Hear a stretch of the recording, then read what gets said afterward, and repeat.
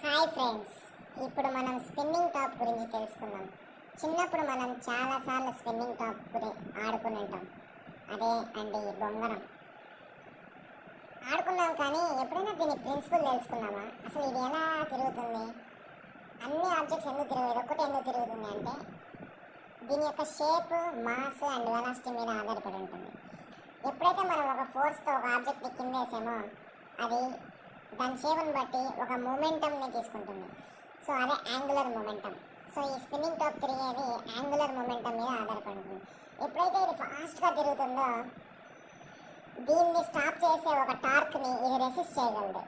ఎప్పుడైతే దీని speed slow అవుతుందో గ్రావిటేషనల్ ఫోర్స్ అనేది అధిగమించి దీన్ని స్లోగా చేసి ఫైనల్గా గ్రాడ్యువల్గా స్పీడ్ అనేది డిక్రీజ్ అయిపోయి ఇది పడిపోతుంది అనమాట. సో ఏదైనా గ్రావిటేషనల్ ఫోర్స్ ఓవర్కమ్ చేసేంత వరకే. వన్స్ గ్రావిటేషనల్ ఫోర్స్ ఓవర్కమ్ చేసిందా ఏ ఆబ్జెక్ట్ అయినా కింద పడాల్సిందే. That's nature. సో మనం ఏదైనా సరే బ్లైండ్గా చదవకుండా ఒక లాజిక్తో చదివితే మనకి బాగుంటుంది. చిన్నప్పుడు పెద్దగా చదివేవాళ్ళం కాదు. ఇప్పుడున్న యంగ్స్టర్స్కి మనం లాజిక్తో అలవాటు చేస్తే వాళ్ళు ఇంకొంచెం డీప్గా తెలుసుకోవడానికి అవకాశం ఉంటుంది. Thank you friends.